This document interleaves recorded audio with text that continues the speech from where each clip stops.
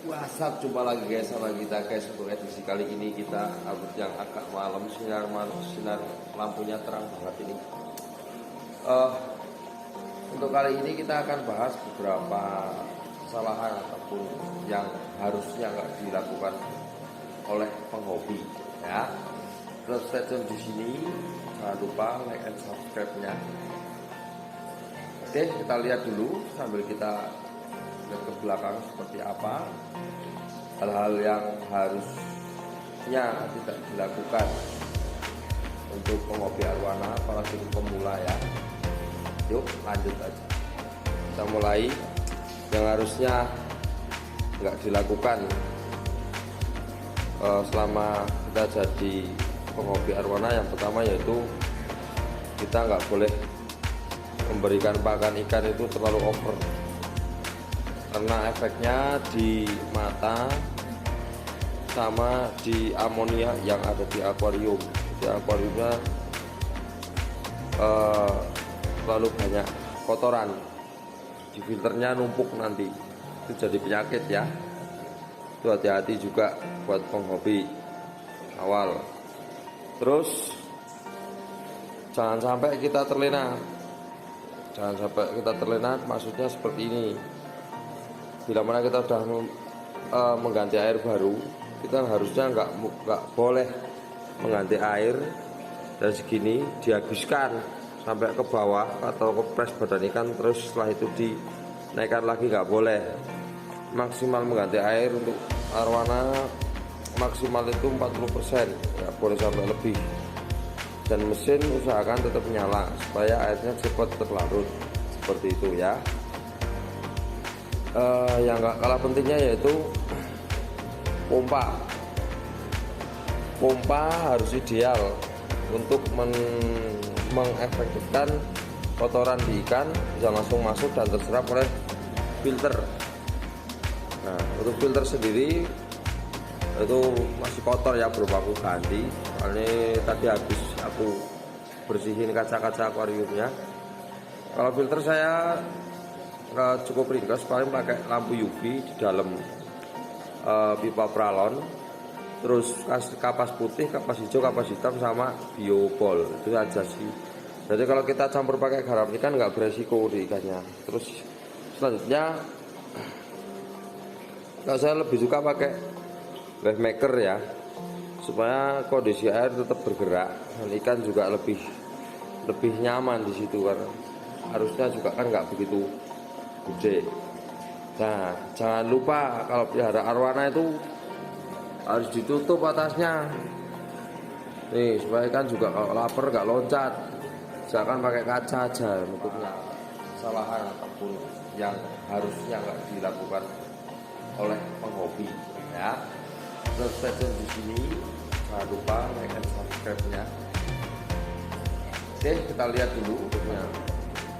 Jangan pakai styrofoam ya, nanti kalau ikannya loncat malah kasihan. Terus setelah pemilihan lampu displaynya juga diusahakan sesuai dengan akuariumnya ya. Jadi itu jangan lupa heater harus dipasang, jaga-jaga. Ini sementara ini kan itu lagi nggak kita nyalakan karena kondisi ikan juga lagi bagus. Itu aku nyalain biasanya kalau kondisi ikan juga lagi ada masalah ataupun suhu di ruangan juga agak dingin, baru aja kita nyalakan. Heater standar 100 cm ya, makanya kita yang 100 watt ya. Oke, kayak gitu. Terus jangan lupa juga jadi penghobi awal, pada saat awal kita sering kuras ikan rutin, setelah itu malah bisa 1 bulan nggak kuras air, sama juga bohong, ikannya juga nggak sehat. Karena kalau kita sering ganti air, teratur ganti air, ikannya juga lebih bersinar. Ini contoh satu lagi, pemilihan bahan nanti juga harus lebih intensif, apalagi pemula-pemula.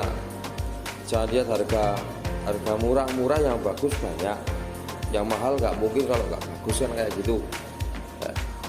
Terus jangan lupa Kalau kita memberi makan harusnya jam yang sama. Misalkan kita bisa kasih pakan jam 9 pagi, ya udah setiap ada yang satu hari 2 kali, ada yang satu hari sekali, itu tergantung dari kebiasaan yang punya. Nanti ikan juga ikut mengikuti seperti itu. Jangan lupa juga dilihat apakah ada gangguan pada saat dia renang. Ya juga kondisi di anatominya dia, apakah ada gangguan juga di sirip, di ekor, seperti itu. Terus kita harus jeli juga, misalkan ikan kita dalam kondisi yang sehat atau enggak. Kalau kita tiap hari biasa melihat dia, biasanya juga kita akan tahu yang apa dan gimana pada saat kondisi ikan itu. Lalu kita lihat ke belakang seperti apa, hal-hal yang harusnya tidak dilakukan untuk penghobi arwana, apalagi pemula ya. Yuk lanjut aja, itu lagi kondisi apa enggak. Nah, kita jaga-jaga bila mana kita punya ikan kondisi mati lampu, kita harusnya punya aerator portable yang enggak pakai langsung ke listrik, yang AC DC, atau kita yang pakai power bank juga ada. Kita harus selalu ready ya, seperti itu.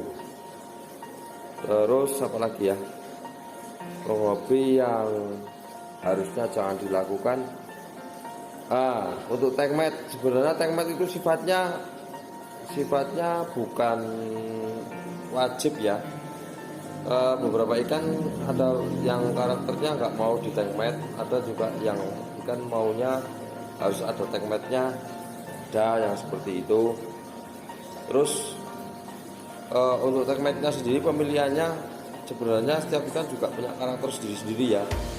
Ada yang di tank mat pakai caveat nggak masalah, tapi di tank mat pakai predator lain nyerang juga ada.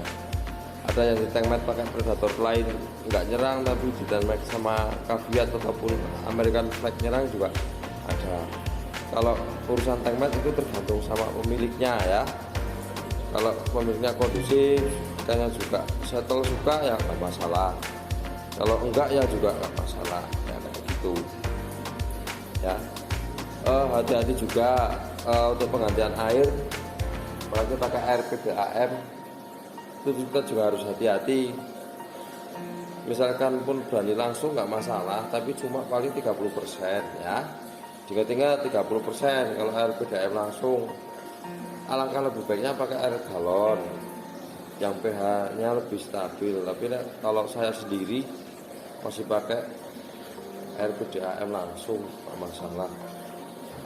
Hati-hati pada ikan yang agak sensitif di sisiknya. Biasanya kalau air PDAM langsung bisa bikin sisiknya itu lebih keropos ya, seperti itu.